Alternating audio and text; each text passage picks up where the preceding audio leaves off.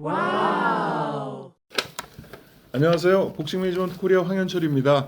펀치라인 복싱 토크 시즌2 벌써 10회를 맞이합니다. 저희가 지난 3시간 동안 그 페뷸러스 포에 대해서 얘기를 나눠봤는데 뭐 얘기하다 보니까 이것저것 계속 그 얘기가 나오고 있어요. 그래도 이번 그 회로 파트 4로 이제 페뷸러스 포에 대한 얘기는 마무리를 하려고 합니다. 저희가 듀란과 레너드 헌즈에 대해서는 한번 그 프로필을 쭉 얘기를 해봤고 이번 시간에는 해글러에 대해서 얘기를 나누면서 또 나오는 얘기들로 이어가도록 하겠습니다. 역시 WBC 국제심판위원이시고 저희 복싱 매니지먼트 코리아 국제이사이신 임준배 위원님 나오셨습니다. 네, 안녕하세요. 복싱엠 이성열 이사님 함께 계시고요. 네, 안녕하세요. 자 나폴레스님 그 오성민님이십니다. 함께 또 계십니다. 네, 안녕하세요. 자 시작하겠습니다. 자 해글러에 대해서 임준배 위원님 한번 좀 정리해 주시죠. 그 마빈 마브로스 해글러 그 어떤 그 미들급의 어떤 전형 같은 복싱을 했고 그 전혀 그 어떤 그 허점이 없는 듯한 복싱을 했던 선수였는데 이 선수는 이제 또 발음이 안 되네. 매사추세츠 출신이죠. 73년도에 이제 프로를 데뷔했고 전에도 말씀드렸지만 그 헌즈나 레너드 같이 그 화려한 데뷔보다는 이제 그 로컬 복서로 보스턴을 중심으로 이제 활동을 많이 했고 사실 그 당시에 그 미국의 복싱 메카라면 뉴욕이었죠. 근데 뉴욕 쪽 링에는 그 자주 설 기회가 없었고 주로 이제 보스턴 쪽에서 이제 시합을 하면서 뭐 그 지역의 강호들과 이제 클럽을 섰고 뭐 연전연승을 했는데 그 76년도에 이제 첫 위기가 오죠. 73년도에 데뷔를 해서 계속 연승을 거두다 76년도에 보비 와츠하고 윌리엄 홀러한테 연패를 당합니다. 그래서 한 시합은 굉장히 판정이 좀 부당한 판정이었다고 해야 될까, 좀 억울한 판정패를 당하는데 어쨌든 그 2연패를 당하면서 새가 갑자기 꺾이죠. 꺾이고 제가 그 옛날에 그 해글러 초창기 때 머리 안 깎은 모습을 봤던 것 같은데 보신 적 있어요? 없어요. 없어요? 유튜브에서 본 것 같은데. 그러니까 항상 본 적 없습니다. 저도 그 옛날에 어디 이렇게 뭐 방송도 아니고 아마 이렇게 사진이었어. 캠코더 같은 걸 누가 찍은 걸 자료를 잠깐 봤는데 해글러가 머리가 길었던 샵을 내가 하나 본 것 같은데 어쨌든 뭐 언제부터인지 모르지만 이제 그 소위 그 유명한 이제 그 민머리의 그 해글러 헤어스타일로 이제 나서면서 그 77년도에 그 윌리 멀로에게 그 복수를 하고 2연승을 하고 그 다음에 베니 브리스코 그 미국 중량급의 그 필라델피아의 아주 그 대표적인 강타자 그 몬존을 아웃복싱하게 만들었던 그 베니 브리스코에게 이기면서 그 실질적인 어떤 그 미국 내 미들급의 어떤 그 뭐라 그래야 탑 자리에 대한 뭐 그런 그 어떤 그런 시합 같은 그 의미의 시합에서 베니 브리스코를 이기고 그 다음에 이제 올림픽에서 금메달을 땄던 슈가레이 실즈도 이기고 그 다음에 이제 영국의 그 뭐 유럽 챔피언했던 케빈 피네건 같은 유명한 선수도 이기면서 나름 이제 그 세계 랭킹 쪽에 이름을 올리고 그 세계 정상급으로 이제 발돋움을 하죠. 근데 해글러는 나중에 챔피언이 돼서도 너무 이 약점이 없다 그래야 되나? 그러니까 별로 인기가 없었어요. 맞아요. 예. 그래서 대전료도 높지 않았어요. 예. 그래서 그 실력에 비하면은 세계 챔피언이 되고도 그 명성에 비하면 어떻게 보면 인기가 없었고 그 이거는 뭐 챔피언 되기 전에도 마찬가지였고 어쨌든 77년도에 이제 그 첫 세계 타이틀 도전을 합니다. 그래서 전에 얘기했듯이 레오나르도와 그 베니테즈와의 시합에 앞서서 그 이태리계 그 미국인이죠. 그 비토 안트페르무와 시합을 하는데 이 시합은 뭐 무승부로 끝났지만 뭐 좀 해글러에게는 억울한 결과가 됐죠. 그래서 그 해글러로서는 글쎄 해글러가 만약에 그 레너드나 헌즈처럼의 지명도가 있었으면 뭐 판정에도 어떤 그 불이익은 안 당했을 것 같아. 어쨌든 1대1로 무승부가 되고 이 시합 끝나고 이제 해글러가 아주 유명한 시합 얘기를 했죠. 이게 도대체 판정이 이게 맞는 거냐? 나는 이제 앞으로는 판정을 기대하지 않겠다. 무조건 다 KO로 쳐부시겠다는 뭐 그런 멘트를 했죠. 그래서 뭐 해글러 말씀 좀 해주시죠, 나폴레스님도. 해글러 그 시합 안토페르모하고 1차전이 보니까 저는 뭐 돈이 전부는 아닙니다만 또 대전료 또 말씀드리면 해글러 4만 불을 받았더라고요. 야 레너드 대전료와 똑같은 액수입니다. 레너드 6회전 그 프로 데뷔 똑같은 그 시점도 레나드는 77년 2월경인가 프로 데뷔를 했을 텐데 79년 11월 말에 그 베니테스 아래 체급인 베니테스 레나드는 챔피언이 뭐 120만 불, 100만 불 받는데 안토페르모는 그 지명도가 떨어지는 챔피언을 감안하더라도 그렇게 실력이 좋은 그 마빈 헤글러가 4만 불에 적어도 미들급 탑 이거 챌린저에 해당하는 선수인데도 그거 보면 미국이라는 나라 보면은 굉장히 이 자본주의 색채가 너무나 진하게 인기인과 비인기인의 이 돈 받는 액수가 천차만별. 극명하게 다르다는 거를 그때 깨달았어요. 야, 이게 충격적이네요. 네. 사실 미들급의 세계 타이틀 도전자가 또 통합 챔피언인데 네. 도전자가 4만 불이면 4만 충격적입니다. 헤글러 파이터만이 4만 불이었고 그 전에 헤글러 시대가 열리기 전에 카를로스 문전하고 로드리고 발데스의 그 미들급 통합전 그때는 주 무대가 이제 라스베가스 링이 아니고 몬테카르로 그 유럽의 그 모나코 몬테카르로 네. 이런 쪽에 불란서 영화 배우들 그 스폰서를 껴있고 뭐 나폴레스와 샤. 예 그런 시합들이 아마 그러니까 웰터급의 나폴레스나 이런 특급 챔프들이 아마 미국이 아니더라도 그 당시에 한 20만 불, 25만 불 요 정도 파이트머니를 받았을 것 같아요. 그러니까 레나드가 실력도 참 좋긴 합니다만은 저 정도로 돈을 많이 받는 선수인가 좀 그게 좀 그러니까 미국이란 나라가 그런 것 같아요. 그래서 연예계도 보면은 예. 그 정말 형편없는 그 개런티를 받는 반면에 어우 저 사람이 저렇게까지 받아야 되나 하는 정말 네. 그 천문학적인 숫자를 받는 걸 보면은 그 미국이란 나라가 정말 철저한 자본주의고 뭐 그런 것 같고 어쨌든 복싱 얘기로 돌아오면은 헤글런 다시 말씀드리지만 정말 그 실력에 비하면 인기가 참 없었고 그게 아마 그 너무 완벽한 거하고 너 쇼맨십도 전혀 없고 너무 과묵하고 너무 그 어떤 드라마틱한 그 내용이 시합이 없어서 그런지 몰라 어쨌든 인기가 없었어요. 그래서 그 아무튼 뭐 이렇게 해서 그 첫 번째 그 세계 도전은 뭐 무승부로 해가지고 고배를 마시고 이후에 이제 자기에게 패배를 안겼던 보비 와츠한테 뭐 서력도 하고 또 그 미들급에서 그 마르코스 헤랄드라고 그 레나드하고도 시합을 했었죠. 뭐 이 선수도 이기고 계속 그 승수를 쌓아 나가다가 마르코스 제랄드는 그 국내에도 왔었습니다. 그 박종팔 선수가 헤수스 가야라도랑 할 때 맞아. 김재옥 선수랑 해서 예, 예. 그때 그 김재옥 선수한테 KO로 이기죠.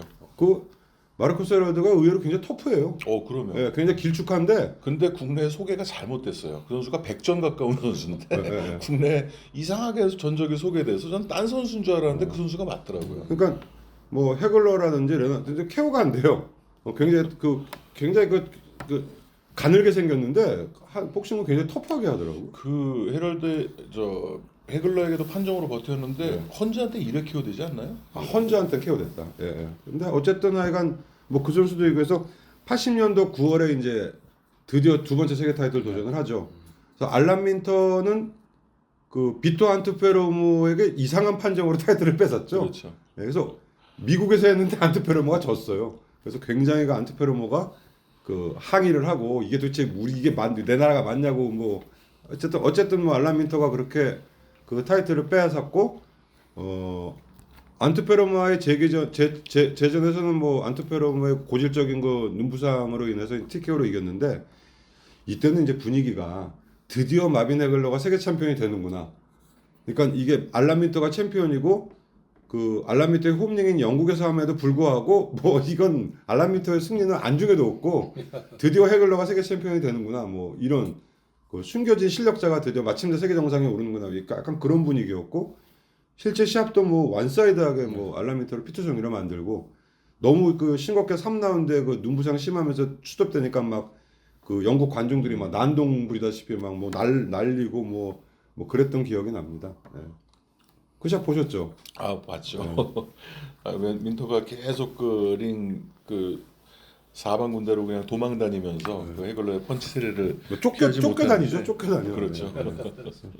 그래도 링 바닥에 구르지 않은 거는 참 그 선수도 맷집은 되게 좋았던 것 같습니다. 그렇죠. 아니 그 알란 민터가 그냥 헤글러와 시합 보면 굉장히 약체 같은데 알란 민터 유럽 타이틀 시합 보면 굉장히 강자예요. 알란 민터도 그 굉장히 터프하고 주먹도 있고 그런데 그 해글러한테 소위 뭐 개쫓기듯이 그냥 원사이드하게 그렇게 밀려버리더라고. 그래서 야 해글러가 역시 강자는 강자구나 하는 걸 느껴. 이건 MBC에서 중계해줬었죠. 네, 그때. 해줬죠. 네.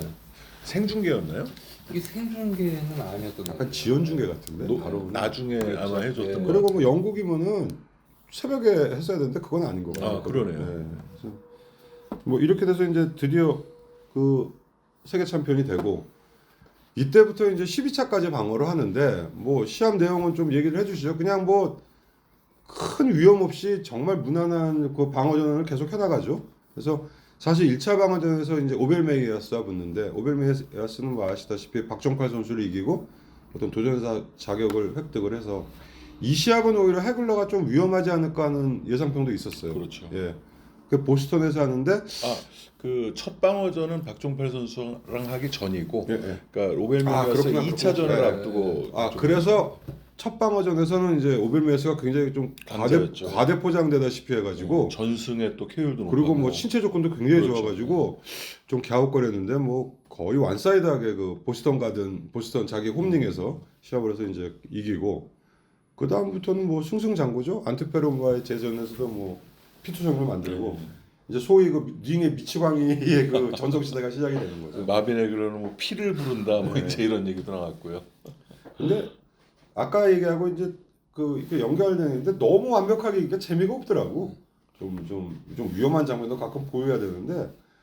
그래서 네. 제가 지금 이제 방금 자, 말씀하셨듯이 이상렬 이사님 이론을 또 들어봅시다. 예. 이거는 뭐 딴지가 전혀 아닙니다.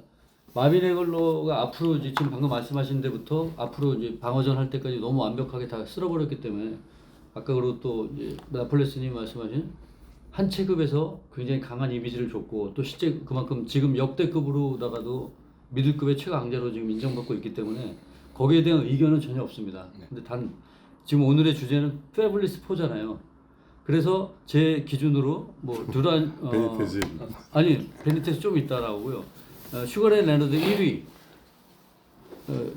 이거 올타임으로 네. 슈가레 레너드 1위 로베르토 두란 2위 토마스 헌즈 3위 마빈 해글러가 이제 네 번째 그런 선수로 저는 평가하고 싶은 이유가 아까 말씀하셨던 대로 해글러의 그 강함은 인정하지만 이 선수는 어떤 이 세 선수들의 이 슈가레 레너드 듀란 헌즈의 그 한 체급 한 체급 올라가는 이 사람들의 그 전적을 이 사람들의 경력 쌓기에 그 문직이라고 해야 되나요? 어떤 뭐 그런 소림사 18동인의 그런 역할을 철저하게 해주신 건 맞아요.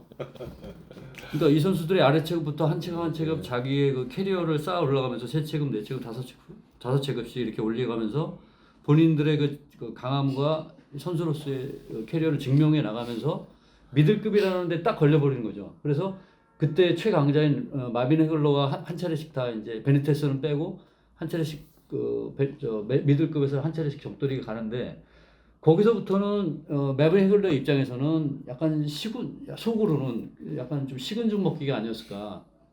아무리 이 선수들이 그 이름난 최강의 선수들이라 해도 미들급과 웰터급은 오래전부터 엄연한 그 갭이 컸던 그런 체급이에요. 다른 체급에 비해서 유난히 또 실력차라든가 그런 체급에서 오는 그런 걸 극복하기 힘든 그런 체급의 선수들이었던 것 같아요. 근데 그 중에서 특히 듀란이라든가 뭐 레너드 헌즈가 자기보다 훨씬 아래 체급의 선수들이 본인 체급으로 이제 도전해 온다니 너무 이 선수 입장에서는 기뻤겠죠. 그렇게 해서 이 선수들과 뭐 승도 있었고 패도 있었지만은 뭐 헌즈 같은 경우는 뭐 초사를 냈지만은 헌즈의 뭐 작전 미스로도 볼 수 있고 이 이후로도 헌즈는 그 위체급을 계속 노렸습니다. 그렇기 때문에 이 선수들이 마빈 해글러보다 결코 못한 선수는 아니라는 생각을 지금도 하고 있고 그다음에 마빈 해글러는 그 딱 거기까지 그 미들급 한 체급의 자기 체급 내추럴 체급에서의 최강자 그 이상도 이하도 아닌 그 선수로 저는 이제 생각하고 싶고 이 선수가 만약에 이 밑에 선수들처럼 본인 체급부터 시작해서 세 체급 네 체급 물론 헤비급이야 좀 힘들겠지만은 뭐 라이트 헤비급 크루저급까지 과연 마빈 해글러가 정복을 할 수 있었을까라는 생각을 하면 그 또 저는 그렇게 좀 어렵다고 생각하기 때문에 그래서 마빈 해글러가 이 세 선수보다는 실력적으로나 그런 체급 평가를 받았을 때는 이 세 선수보다는 좀 아래로 둬야 정확하지 않나 하는 그런 생각을 좀 하고 있습니다. 그 이성열 이사님 말씀을 간추려 보자면 네. 제가 일단은- 너무 좀 장황하게. 아닙니다. 그 마빈 해글러가 본인 그 미들급에서 수송만 했지 어떤 그 헌즈나 두란이나 레너드처럼 월장을 하는 모험을 하지 않았기 때문에 뭐 그런 부분에서 좀 해글러의 그 업적은 좀 너무 과대평가돼 있다는 말씀이신가요? 그렇죠. 그런 부분에서. 근데 그 해글러의 그 위체급 재패는 일단 프로모팅의 좀 부재. 그리고 그 당시에는 해글러가 위로 올라가면 라이트 헤비급 그리고 크루저급인데 뭐 그렇죠. 네. 좀 무리가 따르죠. 그리고 슈퍼미들? 그 월장을 한다는 것은 일단은 체중 감량고 그다음에 그 뭐 체중에 문제는 없어도 위체급의 챔피언과 어떤 라이벌 구도가 형성된다면 당연히 자연스럽게 또 그 흥행업자들 프로모터들이 가만히 있지 않았을 것이고 해글러도 위에 예를 들어 라이트 헤비급에 마빈 해글러가 필적해야만 되는 선수가 있었다면 아마 마다하지 않았을 것 같아요. 근데 지금 이 페블러스 표의 존재가 형성된 이유가 해글러가 미들급에서 버팀목 역할을 하면서 이 레너드, 헌즈, 두란이 전부 해글러에게 모여들었기 때문에 이런 구도가 지금 형성되고 결국은 네 선수가 모두 이 전설이라는 평가를 받는 것 같은데 해글러가 단지 월장을 하지 않았다는 이유 때문에 업적이 과대평가됐다는 말은 좀 동의하기가 좀 어렵습니다. 저는 또 과대평가됐다는 건 아니고 저는 또 생각하는 것이 마빈 해글러가 만약 그 당시 라이트 헤비급이에요. 라이트 헤비급 마이클 스펜서. 고만한 챔피언이 있었으면은 한 6, 7kg 체급의 차이가 나도 체중에 마빈 해글러 정도의 실력이면은 라이트 헤비급 저는 충분히 먹을 수 있다고 생각합니다. 슈퍼미들은 별로 뭐 매력이 없었어요. 네. 슈퍼맨들이 슈퍼맨들은 없었죠. 그리고 슈퍼미들은 막 생겼어도 그거 그렇죠. 굳이 뭐 돈 안 되는 그걸 갖다가 괜히 그- 자기 뭐 미들을 버리고 할 일이 없었고 체급의 차이가 있다 손 치더라도 마빈 해글러는 워낙 뛰어난 실력자라고 저는 생각하기 때문에 라이트 헤비급 그러니까 예를 말씀하세요. 상대성에서 뭐 어떤 어중간한 챔피언 그러니까 이게 어느 정도 챔피언 관점의 차이인 것 같아요. 그러니까 해글러를 제외한 나머지는 뭐 이체급도 도전해보고 이런 것도 시도해보고 했는데 오로지 마빈 해글러는 자기 딱 미들로 시작해가지고 미들 방어전을 계속하고 한 번 지고 딱 은퇴해버렸다. 네. 그러니까 좀 이렇게 스토리가 별로 없는 거죠. 어떻게 보면 되게 단순한 거죠. 뭐 듀란이나 뭐 헌즈처럼 뭐 이겼다가 졌다가 이체급 갔다 저체급 갔다 뭐 이렇게 서로 붙고 그게 아니고 심플하게 그냥 미드급 챔피언 돼서 12차 방어했는데 레나드한테 좀 억울한 판정표 나가고 은퇴. 그리고 사실 타이틀 방어전은 큰 기복 없이 네. 뭐 위험하다고 생각되던 뭐 무가비도 간단하게 이겼고 의외로 듀란 같은 선수한테는 고전을 했지만 뭐 진 경기도 아니고 그렇다고 다른 경기에서 위험한 장면 보여준 것도 없고 없었고요. 완벽한 승리를 거뒀고 너무 그러니까 너무 완벽하니까 오히려 재미가 없는 거고 그리고 미들급 타이틀 레나드한테 뺏겼으면 재시합을 하든지 이성열 이사님 말씀대로 다른 방법을 모색해야 되는데 아무것도 안 하고 은퇴하고 영화 배우. 그러니까 어떻게 보면 좀 그 강함에 비하면 스토리가 좀 심심한 거죠. 그러니까 이런 선수는 많았다는 얘기죠. 그러니까 웰프레드 고메스라든가 예전에. 고메즈는 막 이것저것 했지. 아니 그러니까 그래서 말씀드리는 험한 골도 보고 그래서 말씀드리는 게 만약에 고메스가 주니어 패드급에서 그 10몇 차 연속 KO를 할 때 그 느낌만으로만 따지자면 마빈 해글러와 충분히 견주어 볼 만한 그런 위치에 섰을 거예요. 그때 만약 은퇴를 했으면. 근데 고메즈는 또 이 세 선수들처럼 열장을 했습니다. 산체스한테. 그 다음에 또 올라가고 하는 그 당시 트렌드가 그랬던 거. 그 자기의 강함을 주장하기 위해서는 한 체급씩 올라가면서 다체급 서건이 그때 당시에 어쩔 수 없는 선택이었었던 것 같아요. 근데 그게 살바도르 산체스가 교통사고로 죽어버렸기 때문에 물론 더 이상 그 캐리어가 끝났지만 살바도르 산체스가 다른 체급을 모색을 안 했다 해서 위대하지 않다고 생각을 안 한다. 그렇죠. 그 자기 체급에서는 위대한 그리고 체급 결국 선수가 맞죠. 산체스는 고메즈와의 시합, 아주마 넬슨과의 시합을 끝나고 라이트급으로 해가지고 아리게라고 할 계획이 있었어요. 교통사고로 결국은 그건 못했지만. 물론 산체스도 그런 네. 계획이 있었고 그리고 있었겠죠. 페드로사가 아주 장수 챔피언인데 페드로사도 뭐 페더급 챔피언 방어에 전념을 했지 뭐 주니어 라이트로 올라가서 월장을 해서 나가 뭐 어떻게 하겠다는 건 안 했거든. 그러니까 그거는 그 선수의 그 당시에 그 어떤 환경, 그 다음에 위아래 체급의 어떤 조건, 그 다음에 뭐 프로모팅에 대한 것, 뭐 그런 거가 돼서 해글러의 강함이 뭐 그랬기 때문에 퇴색을 그거는 전혀 아니죠. 하진 않는데 아니에요. 좀 심심하다는 얘기지. 별로 스토리가 좀 파란만장하지는 않다는 얘기지. 상대적으로 좀 그래서 재미없어진 그 거죠. 웰프레드 고메스 같은 너무 경우에 강해서. 그 같은 체급으로 그 16 연속 방어를 하고 딱 은퇴를 해버렸다 그러면 해글러의 이미지가 그대로 남아 있을 거예요. 근데 고메즈 같은 경우도 패더급 올리고 주니어 라이트 올리고 라이트급까지 안 갔지만은 계속 그렇게 체급을 올리면서 본인의 강함을 증명을 했거든요. 그런데 마빈 해글러의 경우에는 그런 경우가 뭐 지금 방금 말씀하셨던 대로 어떤 프로모팅이라든가 뭐 주변적인 여건이 어떤 체급을 올릴 뭐 필요성을 올릴 필요성도 못 없었던 느꼈고 뭐 거고. 그랬을 수는 있겠지만 그런 기존에 좀 강하다고 하는 선수들이 다 시도했던 그 다체급 석권을 하지 않았다는 점, 그거는 이 레너드, 헌즈, 드란들이 본인 체급까지 저 아래서부터 올라와서 본인한테까지 그 미들급까지 도전했던 거에 비하면 이 선수들은 자기 체급에서만 그렇게 강함을 증명했다는 거는 분명히 이 세 선수들보다는 후대 지금부터 10년, 20년, 30년, 50년 후에는 확실히 이성열 이사가 우리하고 세대가 틀린 게 우리 때는 한 체급의 방어 기록수를 업적으로 좀 보는데 여기는 다 체급을 보네.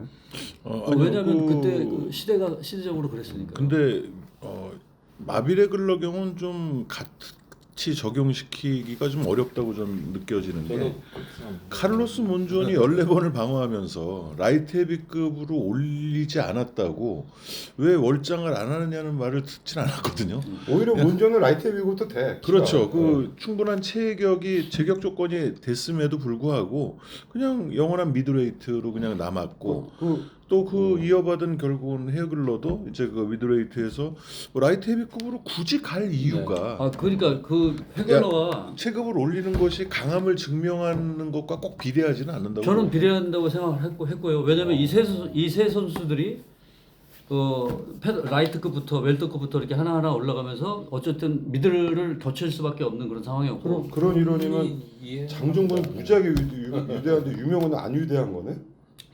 유명호는 그냥 자기 체급에서 그냥 했고. 위대한 거죠. 왜? 유명호도 자기 체급 방어전만 했잖아. 장종건은 뭐 프라이브 막 올라갔고. 그거하고는 좀 다른 거죠. 뭐가 달라? 그건 다른 거죠. 저는 해글러가 그때 라이트급에서 올라온 듀란하고 매치업 하는 게 그 시절 분위기로 가보자면은 라이트 헤비급으로 월장하는 매치보다도 네. 아래 체급에서 올라온 듀란하고 이 싸움이 훨씬 더 비중이 있고 물론 비중은 있었겠지만 워낙 스타들이 올라오는 네, 거니까. 그렇기 때문에 돈도 되는 시합이었고 미들급에서 계속 앉아서 올라와서 그 특급 스타들하고 조우해서 한 훨씬 시합이 개꿀이었어요. 그래가지고 미들급이 오래 있는 거지. 뭐 이성열 이사님의 이론이니까. 제 이건 저만의 생각입니다. 그 이성열 그 이사님의 그 지금 생각을 약간 뒤집어 생각해 보자면 예. 이 레너드나 헌즈나 듀란이나 얼마나 무시무시합니까? 체급을 슈퍼스타들이죠. 초월해서 정말 다 잡아먹고 어떻게 링을 지배하는 사람들인데 마빈 헤글러가 이들을 다 막아냈잖아요, 전부. 어쨌든 레너드한테는 졌어요. 지고 이제 은퇴를 했지만 레너드한테도 지금까지도 36년이 지난 지금까지도 판정에 대한 논란이 남는 경기 끝에 저 은퇴를 했고 이 무시무시한 선수들을 다 막아섰기 때문에 그런 그 위대함을 또 그렇죠. 그러니까 아론 프라이어가 절대로 월장은 안 했는데 아론 프라이어가 나름대로 지금 위대한 선수로 받는 거는 밑에서 올라온 그 위대한 아르게로를 막아냈잖아요. 아르게를 그렇게 막아냈거든. 볼 수도 있네요. 근데 그렇다고 아론 프라이어가 웰터급으로 올라갈 생각은 안 했거든. 주니어 미들로 올라갈 그 생각은 안 했으니까 글쎄 그거는 보는 관점에 따라 틀리고. 그러니까 이성열 이사가 기본적으로 여기를 베니테스를 넣고 해글러를 빼야 되는구나. 제가 마지막으로 하고 싶었던 얘기는 이 해글러는 본인 체급의 이제 최강자였던 거는 인정. 거기까지 끝나고 이 방금 말씀하셨던 베니테스가 이리로 들어가서 진정한 비슷한 체급의 강한 네 명의 선수가 페블레스 4가 진정한 페블레스 4가 아닌가. 자 그럼 그런 생각이 들어요. 각자 미들급에 역대 넘버 3 뽑으면 누구 뽑아요? 미들급. 뭐 몬존 해글러 아닌가요? 또 누구를 개인적으로 그다음에 골로프킨 아닌가? 로빈슨이 아니고요. 존스 주니어, 로이 존스 주니어죠. 로이 존스 주니어. 네, 그렇게. 로이 존스를 미들로 봅니다. 네네. 미들에서 딱 2번 시합했는데 라이트 헤비로 봐야 되잖아. 로이 존스 슈퍼 딱 미들. 두 번이지만 로이 존스는 아마추어 전적이 워낙 많았고 아마추어에서 미들로 주로 활동을 했었고 저는 그다음에- 슈가레이 로빈슨, 카를로스 몬전, 마빈 헤글러 이렇게 딱 세 명입니다. 미들급은 최고의 선수를 지금 꼽자면 저는 그래? 뭐 세 명을 꼽자면 아무래도 로빈슨을 뺄 수는 없고요. 몬존 헤글러를 뺄 수는 없고 홉킨스를 넣고 딴 사람을 뺄 수가 없습니다. 5명까지 가면은 골로프킨이 들어갈까? 5명. 홉킨스 골로프킨 들어간다고 봅니다. 홉킨스 골로프킨. 뭐 개개인마다 생각이 다르겠죠. 누구를 보시는데요? 뭐 비슷해요. 네. 세 손가락을 꼽자면 로빈슨이고 예. 몬존이고 헤글러하고 골로프킨은 내가 모르겠어. 아 그래요. 헤글러가 그 완벽하긴 했는데 골로프킨 전성기 때도 정말 무서웠거든. 근데 이제 그 헤글러도 좀 캐리어가 어떻게 보면 그 챔피언 해가지고 별로 간단하게 끝났고 골로프킨은 말년이 너무 빨리 노화가 일어난 것 같아가지고 그게 그 굉장한 강함이 아주 이렇게 오래가지가 않은 것 같아가지고 그리고 이제 상대 질이 뭐 지금 아무리 저거 한다해도 그 당시 80년대 그 미들급 다른 그 위아래 체급이 별로 없던 미들급은 정말 셌거든요. 네. 그래서 그런 거 하면은 골로프킨하고 헤글러가 아무래도 좀 더 나을 것 같은데 골로프킨은 옛날에 중계 방송할 때 그때 정말 무서웠거든 골로프킨. 근데 골로프킨 경우는 82년생이거든요. 2010년에 첫 세계 챔피언이 되잖아요. 만 28에 돼서 2017년도에 다니엘 제이콥스를 판정으로 꺾기 전까지 전 KO승이었어요. 그 2017년이면 만 35살 때거든요. 그래서 세계 타이틀 매치만 15번을 전부 KO로 이기다가 이제 제이콥스를 맞아서 좀 제동이 걸리는데 그 이후로 이제 뭐 알바레스한테 험한 골 당하고 뭐 판정으로는 이기고도 무승부 나오고 이제 그러면서 이제 저물어 가는데 나이에 따른 노쇠화는 당연하다고 보여져요. 근데 골로프킨이 물론 15연속 KO를 그 세계 타이틀 매치에서 했지만 그때 붙은 상대들은 이미 이제 4대 기구로 나뉜 상태에서 그렇죠. 그 헤글러에게 도전했던 뭐 무스타파 햄쇼라든지 롤단이라든지 뭐 이런 도전자들과는 좀 비교하기 어렵지 않을까 뭐 아무래도 싶습니다. 그러니까 지금 아까 제가 조금 아까 말씀드린 게 도전자의 질이 골로프킨과 헤글러 80년대 미들급은 비교가 안 되는데 네. 그러니까 헤글러는 솔직히 말씀드리면 이 패블러스포에서 그 옛날부터 그렇게 내가 썩 좋아하질 않았어요. 그리고 그러면 이제 얘기가 이렇게 되네요. 그러니까 얘기를 하다 보니까 임준배 위원님도 결국 이성철 이사님 말씀대로 그리고 패블러스포에서 빼야 된다 이걸로 아니, 이렇게 가는 건가요? 오늘 빼죠. 왜냐하면 그리고 헤글러의 그 가장 전성기 때는 군대가 있었어. 헤글러의 가장 그러니까 그 레나드나 헌즈의 정말 빛나는 시합 80년 81년도는 내가 대학교 다니고 있었고 헤글러 그 뒤에 시합은 다 군대에 있었기 때문에 그 임팩트가 별로 강하지가 않았다고. 단 이제 그 알람 민트와의 시합 보고 야 정말 그 미치광이구나 그 생각은 들었는데 뭐라 그래야 되나 좀 재미가 없다 그래야 되나 드라마틱하지가 않다거나 좀 그건 저는 감흥이 별로 없다. 예. 뭐 감흥은 있어 감흥은 있는데 재미가 없어 재미가 없어요. 그리고 지금 이성열 이사님 말하고 상통하는 건 듀란이나 네.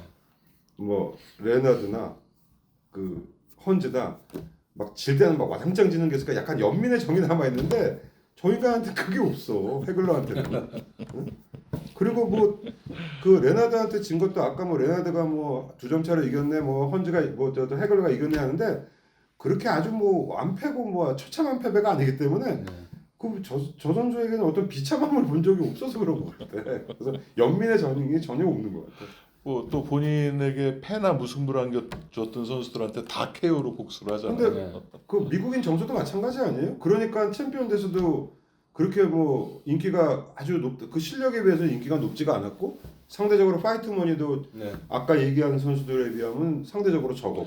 이제 저는 그런 생각도 해요. 사실 그 선수는 선수 개인의 레너드처럼 개인의 퍼포먼스나 능력이 뛰어나서 막 인기몰이를 하고 돈도 많이 받는 선수들이 있는 반면에 선수는 선수잖아요. 그러면 그 프로모터라든지 그 관리해주는 매니저라든지 스타를 만들어줘야 되는데 헤글러가 여러 차례 빅마켓의 제안을 거절했잖아요. 그러면서 페트로넬리 형제와의 의리를 끝까지 지키고 몸값이 어쨌든지 간에 자기는 의리 지키면서 그 위치까지 올라간 상황이기 때문에 헤글러를 비즈니스로 해서 톱스타로 만들고 돈방석에 앉혀줄 만한 관리인을 만나지 못한 거죠. 그렇죠. 패트런 그러니까 아까 내가 언뜻 얘기한 그 프로모팅의 어떤 부재도 네. 그게 그 프로모터가 좀 더 뭐 돈에 대한 것도 그렇고 어떤 뭘 모색하면 뭐 말 그대로 뭐 슈퍼매들도 한번 뭐 해보고 뭐 이쪽도 뭐 하다못해 안 되면 밑으로 내려갈 생각도 하는데 오로지 그 방어전만 전념을 하고 도전자도 사실 뭐 질이 굉장히 강했다 그러지만 미국인끼리의 빅매치는 없었어요. 그렇게. 미국에 강한 선수는 없었죠. 네, 그냥 뭐 그렇네요. 어차피 네, 무스타파 그렇죠. 함쇼 뭐 나름대로 오벨메어스. 뭐 베네수엘라 오벨메아스 뭐 시리아의 함쇼와 2차전 토니 십슨 뭐 무가비가 굉장히 센세이션했지만 뭐 미국 국적이 아니었고 한 체급 아래였고 네. 뭐 윌리엄 케이브맨 리도 뭐 20승 19KO인가 근데 그랬지만 뭐 저 대체 메인은 아니었고 그 너무 빨리 끝나니까 뭐 그렇죠. 저거 하고 월포드 사이피언 같은 경우는 이제 그나마 그 나름 WBC의 지명도가 지명 있었지. 도전자였는데 그 경기는 또 사실 IBF 타이틀로만 벌어지잖아요. 그래서 그 미국인끼리의 빅매치가 사실은 뭐 듀란 거 나중에 레나드 거뭐 헌즈 거 빼놓고는 뭐 그런 빅매치도 그렇게 많지가 않았고 다른 선수들에 비해서 해서 어쨌든 실력에 비해서 평가를 저평가받는 건 아니지만 어떤 실력에 비한 혜택은 상대적으로 좀 못 누린 저는 그냥 오히려 좀 히글러가 그동안 박하게 받았던 평가를 이 두란, 헌즈, 레너드를 만나면서 제대로 이제 좀 보상을 받았다는 생각이 그렇죠. 들어요. 네. 그러니까 그 나머지는 네. 그 미국 국적도 없었고 뭐 했고 사실 헌즈의 시합이 어떻게 보면 그 해글러가 제일 빛나는 시합이 됐죠. 그렇죠. 예.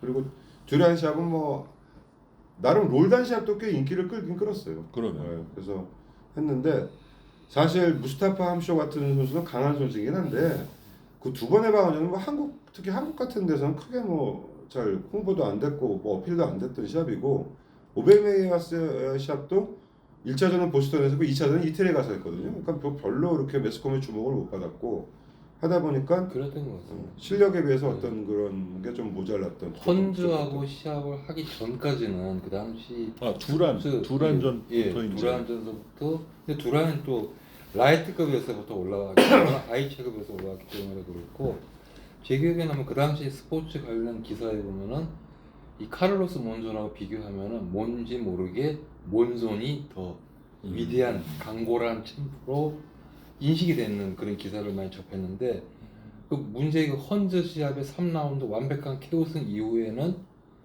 전 세대를 통틀어서 미들급은 슈가레이 로빈슨 모르겠지만 몬소보다는 해글러가 위다.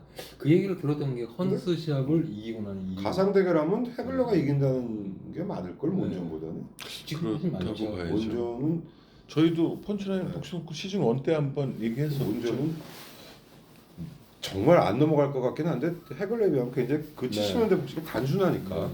그래서 몬존 뭐 그러니까 우리 어렸을 때 그 잡지에서 보던 몬존, 나폴레스, 뭐 루벤 오리바레스 이런 이미지가 이제 나중에 후에 시합을 실제를 보니까 뭐 상상했던 거, 그러니까 오리바레스도 정말 괴물 같았거든. 그렇죠. 근데 보니까 뭐 그냥 뭐 연타 치는 뭐 그런 적이었고 나폴레스는 뭐 말 그대로 굉장히 부드러운 복싱을 하지만 뭐 아주 강렬한 인상은 아니었고 뭐 그랬던 것 많이 같고. 반감됐어요. 오히려 그 장면을 보고 이 문헌으로 본 거만 맞아요. 접할 때는 정말 이길 수도 없는 상대로 봤는데 필름으로 보면은 뭔지 그렇죠. 모르게 그런데 환상이 좀 깨졌죠. 몬존도 뭐 지금 우리 시점으로 보니까 좀 엉성하고 라이트는 정말 그 꽂아버리는 건 정말 강한데 나머지는 그냥 그것뿐이잖아요. 엉성하게 그냥 하는 네. 것 같고 근데 이제 그 피지컬이 워낙 미들에서 좋으니까 그 피지컬이면 지금 헤비급까지도 아마 재패한다고 올라갔을 거예요 아마 뭐 그러죠 뭐.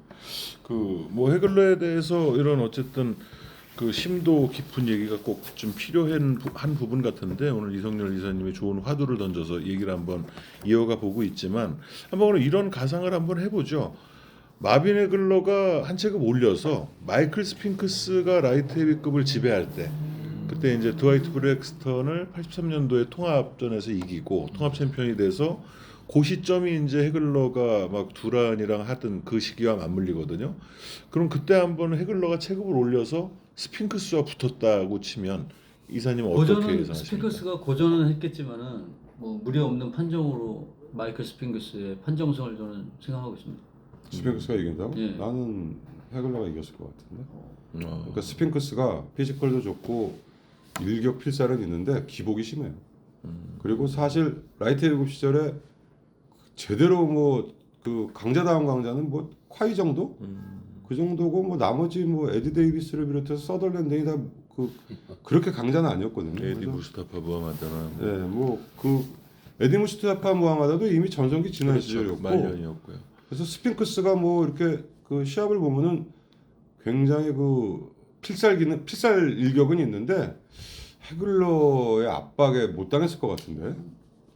나폴레스님 어떻게 저도 보십니까? 해글러가 체중으로 보면 아까 한 6, 7kg 차이 나잖아요. 예. 근데 저는 늘 제가 이 짧은 생각인지 모르지만은 경량급의 예를 들어서 벤턴급에서 슈퍼 벤턴급으로 올라가는 그 미세한 그 차이보다도 미들급의 특급 스타들은 라이트 헤비급 정도는 충분히 먹고 들어간다는 생각을 했었어요. 그래서 오히려 어려울 것 같지만은 해글러 정도의 실력이면은 충분히 가능하고도 남지 않겠나. 그리고 그 상대성 면에서도 스핑크스가 그다지 뭐 강했다고 보이지 않고 일단은 해글러가 훨씬 더 강한 복싱이고 리드미컬하고 그 당시에 둘이 별로 붙을 필요성이 없었던 것 같아요. 그러면 결론은 해글러가 잘못했네요. 올라갔어야 됐네. 뭘 안 올라가고 왜 이성열 이사님한테 이런 아니, 얘기를 근데 듣는지. 그 당시에 해글러하고 스핑크스가 붙어도 그 파이트 캐런티가 그렇게 막 저도 바로 높지가 그렇게 않았을 생각해요. 것 같고 네, 이슈 예. 자체가 안 됐었어요. 굳이 뭐 네. 둘이서 그 그렇죠. 뭐 위험 리스크를 안고 서로 그렇게 할 필요가 그러니까 없는 그 시대에는- 운동도 안 만지고 못 만져보고 맞아요. 아래 체급에서 올라온 두란하고 아니 그 헌수하고 만나는 게 레나드 있고. 헌즈 받아들이기도 바쁜데 네. 그게 돈이 되는데 굳이 뭐 올라가서 뭐 뭐 약간 위험 부담률도 있는 시합을 굳이 할 거며 그렇다고 뭐 슈퍼미들 도전하는 것도 좀 웃기고. 슈퍼미들은 없었어요, 없었을 그때. 때니까. 아 없었나 아직? 아 그렇지 없었지. 은퇴할 때쯤 생겼구나. 아마 시대가 요구했다면 스핑크스랑 해야 된다. 그럼 뭐 엄청난 돈이 또 달려가겠죠.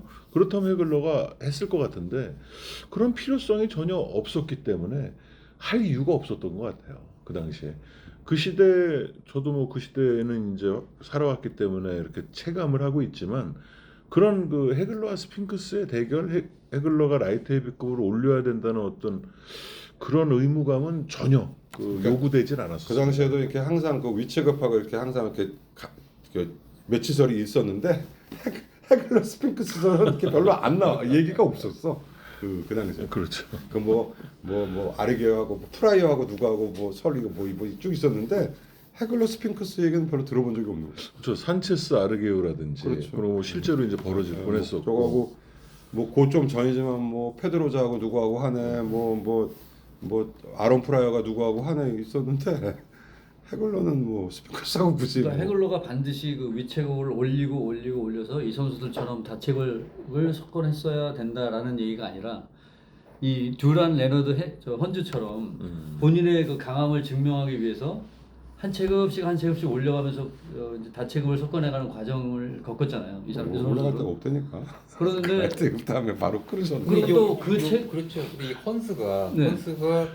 그 두란을 베니테스도 그랬었고요. 네. 완벽하게 2라운드 KO로 눕히고 난 이후에 이제 해글러가 만난 거잖아요. 근데 이 헌스는 이 사이즈로 봐도 미들급에 봐도 참 어울리고 그렇죠. 정말 제대로 체급을 그야말로 제자리에 찾아왔구나. 그리고 스핑크스 시합 라이트 헤비급으로 올라간 그 매치업의 기대감보다도 이 시합이 훨씬 재밌죠. 이 시합 하고 난 다음에도 해글러. 충분히 할 수 아니 있는 해글러가 시간이나 이런 걸 해글러 합치가 몇이에요? 170한 4, 5, 72로 알고 있습니다. 175 정도는 네. 됐어요. 내가 쓰니까 나보다 조금 큰 느낌이야. 저보다 나보다 조금 작았어요. 그러니까 한 175, 6, 6은 안 될 것 같고 그렇게 소개됐어요. 5, 뭐그 정도인데 175kg 굳이 라이트 헤비급 올라가가지고 뭐 지지고 할 일이 없지. 헌스는 미들급에 들어가니까 정말 딱 이 몸이 어울리는 거예요. 라이트 그러니까- 헤비급도 어울리더라고요. 그러니까 그 무슨 얘기인지는 알겠는데 그걸 체급으로 올리는 걸로는 푸는 게 쉽지가 않아 해글러는. 분위기도 달아올랐고요. 오죽했으면 전쟁, 워 이렇게 해가지고 보면은 헌스가 미들. 그래서 황 대표님 얘기대로 밑에서 올라오는 슈퍼스타들 하고 하는 것도 바빠 죽겠는데 굳이 돈 안 되고 리스크 있는 뭐 위로 올라갈 때도 별로 없고 그럼 라이트 헤비급 재패를 했다고 치자고 그럼 뭐 크루즈로 갈 거야? 그리고 헤비급으로 갈 거야? 하나씩 이제 뭐 홀리필드라든가 이렇게 하나씩 올라. 홀리필드. 이 듀란 로베르토 듀란 슈거레이 레나드가 그랬듯이 마빈 헤글러가 붙었듯이 마빈 헤글러도 한 체급씩 올려가면서 그때 당시 그 트렌드에 맞게 자기 자신의 그 강함을 더욱 강한 선수라는 걸 증명하기 근데 위해서 이게 체형이 한 체급씩 체형이 올리는 게 맞지 않나. 듀란의 실물을 보면 가슴이 굉장히 두터워. 그렇게 그러니까 들었어요. 어떻게 보면 파키아오가 막 8체급 된 게 플라이급부터 시작했지만 파키아오도 가슴이 두터운 스타일이거든요. 그러니까 듀란은 키는 작지만 미들급까지도 먹혀. 근데 헤글러는 라이트 헤비급 크루저가 안 맥혀 저 체형으로는. 그리고 헌즈는 뭐 미들 라이트 헤비 올라가도 하나도 이상할 거 없는 체격이고 그러고 사실 레나드를 보면은 웰터급 주니어 미들까지는 통했는데 미들부터는 사실 무리였다고. 레나드가요? 네, 레나드가. 그렇죠. 그러니까 미들부터는 좀 이게 헤글러도 라이트 자기 체급이 헤비급은 아니고. 자기 체급이 아닌 거지. 굳이 뭐 억지로 할 필요가 없는 거지. 그래서 그렇게 하여튼 뭐 저는 이 세 선수들이 본인이 그 체급에 상관없이 한 체급씩 먹어가면서 강함을 증명했듯 마빈 헤글로도 어떤 본인 체급은- 아쉬운 거죠. 아쉽죠. 예, 그 예, 강함은 인정하지만 본인의 어떤 더 그 본인 체급에서의 이 선수들도 다 본인 체급에서는 뭐 그거는- 최강이라고 했던 선수들이고 그거는 헤글러의 잘못이 아니니까. 아니겠죠. 프로모팅의 아니겠지만 부재, 뭐 네, 프로멘팅의 그다음에 부재라든가 선수 자체가 어떤 인기가 뭐 그렇게 빅매치를 할 만한 그러니까 쉽게 얘기하면 뭐 돈이 안 되는 이런저런 이유로 뭐 본인 체급에만 머물렀겠지만 앞으로 후대에 남는 그 업적으로 따졌을 때 후대 만약에 랭킹으로 이제 굳이 따져 들어간다면은 헤글러 선수가 가장 아래에 놓이지 않을까 하는 생각이 들어요. 지금은 어떨지 모르겠어요. 이 페블러스 포 중에서 이 페블러스 4 중에서는 헤글러가 당연히 제일 아래로 근데 그 평가받지 당시에 않을까. 헤글러 전성 때도 우리나라에서도 저 민머리 헤글러 하면은 정말 무지막강이었지 진짜. 하고 정말 그 결점 없는 선수였고 그랬으니까. 헤글러 이후에 그 빡빡머리 선수들이 전 세계에서 엄청나게 나왔습니다. 우리나라는 옛날에 그 화이팅강이라고 계셨죠. 네. 빡빡머리. 유한계 선수, 화이팅강 선수, 그다음에 또 황복수. 황복수 한번 선수, 밀었죠. 김지원 선수도 한번 그랬고. 황복수 선수는 처음에 데뷔할 때 빡빡머리로 나왔었어. 그 빡빡은 아닌데 한 2부갈이라 그러나 3부갈이 그래가지고 17살 때 이제 데뷔해가지고 장수재권 시합 맨날 나왔지. 그래서 처음에 플라이급 뛰어서 뭐 나대성 뭐 조동기 뭐 맨날 싸우고 하다가 오히려 황복수는 페더급 동양 챔피언 될 땐 그 참신함이 없어지고 플라이급 뛸 때가 정말 풋풋하고 복싱 잘했지. 플라이급 뛸 때가. 그래서 그 당시에 그 나대성 선수라고 그 혼혈인데 흑인 복서인데 뭐 나대성, 김영식 선수 플라이급 때 세 시간까지 맨날 지지고 못 가는데 주로 나대성이 이제 패전 전문이고 그래서 황복수 선수는 그때 그 삼립빵 후원 받아서 삼립식품 반스 저 트렁크에 새기고 플라이급 때 아주 발랄하게 했고 페더급 때는 약간 뭐 몸도 커지고 약간 노쇠하고 노련하긴 했는데 플라이급 시절이 재밌었지. 그래서 그때가 재밌었고 그때 이제 한참 막 그 메인 이벤터로 되던 게 장추혁과는 이제 최문석 선수 있었는데 이 최문석이는 저번에 얼핏 들으니까 얘기를 하시는데 결정적인 유리턱이야. 그냥 맞으면 가니까 그냥 뭐 무명 태국 애한테도 그냥 한 대 맞으면 가버리니까 주먹은 정말 파워 히터였는데 뭐 그 결정적으로 그 턱이 완전 유리턱이라 뭐 안 됐고 그래서 이성열 이사하고 해서 뭐 허버트 강하고 최문석 선수 비교였는데 그냥 이 결이 완전히 틀리고 허버트 강은 누가 때려도 안 쓰러질 것 같이 생겼고 최문석은 한 번만 제대로 맞으면 그냥 나가오시니까. 허버트 강 선수 얘기가 나와서 하는 얘기인데 어느 순간 펀치라인 옛날 잡지에서 전율의 허버트 강이라는 기사를 본 적이 있어요. 근데 우리는 이제 경험을 하지 못한 세대니까. 근데 그 기사만 보면은 허버트 강 선수가 굉장한 선수로 나오는데 표현이 되고 나오는데 어떤 선수였을까요? 뭐 짧게 말씀하시죠. 그 이성열 이사가 본 전율의 허버트 강은 일본 기사일 거예요. 그 일본이 과장된 게 많아 좀. 그리고 시바다 구니아키를 이겼다는 그 환상이 일본 애들한테 허버트 강은 굉장히 좀 그 약간 그 실제보다도 더 이렇게 돼 있다고 그런 거 있고 그 전율의 허버통이라는 게 그 복귀하고 일본 링에 활약할 때 아마 일본 판치라인이나 복싱매거진에서 쓴 기사 번역일 거라고. 그래서 일본은 항상 보면 좀 환상이 많아. 과장도 많고 막 선수한테 막 실력적으로도 엄청난 선수로 그렇게 포장이 근데 그렇게 기사를 읽었던 게 있나요? 솔직히 주먹도 세고. 허버트 강은 목이 심했죠. 허버트 강은 그러니까 실력이라는 게 어떤 면을 얘기하는 거예요. 그 주먹이 셌고 주먹은 맷집이 좋았고 주먹은 셌는데 나중에 라이트급 넘으니까 주먹도 별로 안 세 보여. 근데 터프니스는 대단하고 페다급 시절에 뭐냐면 아까도 얘기했지만 기골이 굉장히 장대한데 페다급이면 굉장히 깡마른 체격이라고. 그 시바다 군야학교 할 때 원래 그 스타일이야. 1라운드부터 그냥 계속 가드하고 맞아주는 거야. 계속 맞는 거야 그냥. 그러다 딱 한 방 걸리면 끝나는 거야 그게. 그게 페다급 시절은 통했어. 그 시바다가 6라운드까지 계속 때리다가 6라운드 한 대 맞고 기절을 했거든. 근데 그게 허버트 강도 라이트급 주니어급 오면서 그게 안 통해. 그러니까 주먹이 그 김연하고 그렇게 취급하는데 서로 다운이 안 돼. 그러니까 뭐 7번 싸우는데 다운이 한 번도 없었나요?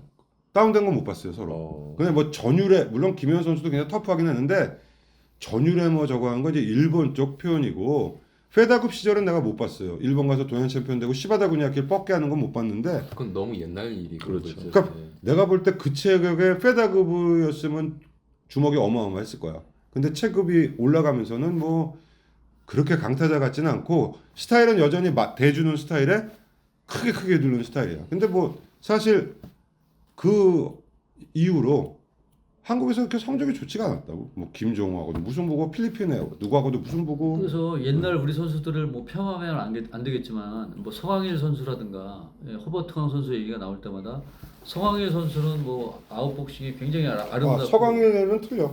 서강일 선수는 정말 아웃복싱 잘했고 허버트 강은 약간 그 일본 매스컴에서 과장된 게 있었고 허버트 강이 페다급 때 몸 관리 잘하고 훈련 열심히 하고 좀 더 연말했으면 더 진짜 그건 사실이네요. 이 뭐라 그러나 이 자체는 굉장히 그 소질이 있는 자체인데 하드웨어는 운동을 안 해서 그 허버트가 실전에 시합 보면은 그냥 롱스윙이야 롱스윙. 맞으면 가는 거고 안 맞으면 근데 거의 안 맞더라고. 그래서 우리 세대 저희는 이제 71년이지만 71년 이후의 세대 사람들은 허버트 강 경험을 못했잖아요. 근데 70년대생 이후에 그 복싱을 좋아했던 선수들이 봤을 때 황준석 선수를 생각하면 될까요, 그러면? 황준석 선수 같은 경우를 황준석 선수보다 더 둔하지 어떻게 보면. 그렇죠. 더 대주고. 황준석 그리고 선수는 황준석 선수는 세계까지 진출했잖아요. 그리고 세계 황준석 진출했었고. 선수는 나름 디펜스 기술이 있는데 허버트 강은 전혀 없어. 그냥 다 대주는 거야. 그래서 딱 크라우칭을 해가지고 맞다가 그냥 한 방 날려가지고 맞으면 가는 거고 안 맞으면 가는데 나중에 라이트급 되니까 한 방 맞아도 안 가. 그래서 내가 볼 때는 기사로만 봤을 때는 이제 내가 볼 때는 허버트 그 강 선수가 굉장한 뭐 시바다 그런 면이 구니아키를 있었어요. 시바다 구니아키를 한 방에 쓰러뜨리는 게 그리고 시바다가 나중에 아주 훌륭한 세계 챔피언이 됐잖아요. 그러니까 그게 약간 그 이렇게 전설 같이 그렇죠. 그 단 한 방에 그냥 그 시바다를 근데 나중에 보니까 시바다 질 때마다 보면 기절하던데 뭐. 그렇죠. 필라플로나 네, 뭐 뭐 에스칼레라나 그렇고 저 누구야 산체스한테도 뭐 거의 일어나다 기절하고 그러니까 근데 그 시합이 이렇게 전설같이 되고 일본 그 사람들이 매스컴이 과장이 좀 심해. 근데 하여간 허버트 강은 터프니스는 대단했고 그거는 있어. 절대로 케어 안 될 것 같아. 절대로 다운 안 될 것 같고. 그리고 이제 김현 선수의 시합이 인기가 있던 건 지금 관처럼 고만고만한 실력에서 끊임없이 주고받거든. 그러니까 정상일 김성준 선수 시합이 그렇게 레벨이 높은 시합은 아니에요. 네. 근데 정말 끊임없이 주고받거든. 그래서 이제 관중들을 흥분시키는 거지. 그러니까 허버트 강 김현도 그런 맥락이야. 서로. 자 오늘 해글러 얘기를 하다가 그 갑자기 그- 빡빡머리에서 그 지금 아버트 강 쪽으로 얘기가 넘어왔는데 어쨌든 그 네 번의 시간을 통해서 이 페뷸러 스포에 대해서 한번 얘기를 좀 나눠봤습니다. 오늘 그 해글러에 대해서 이성열 이사님의 사견은 이사님이 뭐 그 저희 토크 시작하기 전에도 얘기했지만 조금 좀 이색적인 화두를 던져서 좀 재미난 얘기거리를 만들기 위해서 약간 무리수를 던진 점도 있고 또 그렇게 생각하시는 부분도 있으니까 그런 부분은 개인의 사견으로 생각해서 들어주시면 좋을 것 같습니다. 끝까지 이렇게 들어주셔서 감사드리고요. 다음 시간에 또 더 좋은 주제로 찾아뵙도록 하겠습니다. 감사합니다. 감사합니다.